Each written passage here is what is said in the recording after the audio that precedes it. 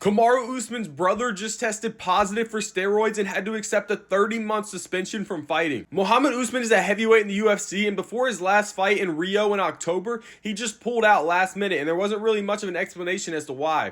Now we know. He tested positive for steroids, and his suspension of 30 months started on October 9th. But we're all thinking the same thing.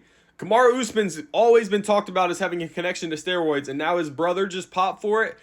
How much does Kamaru Usman know about this, and how much was he involved in this? I'm not saying or accusing Kamaru Usman of doing steroids, but he had to at the least known that his brother was taking steroids. They've been in constant communication. They're at each other's fights. They train together sometimes. There's no way Kamaru Usman had no knowledge this was going on. I'm sure Kamaru is going to have to come out and make a statement fully saying that this was totally separate from him. He had no idea this was going on. But I just find it so hard to believe that your brother, who's a fellow UFC fighter, that you train with, you talk to, you're in each other's corner, you don't know any of this is going on. That's super, super fishy.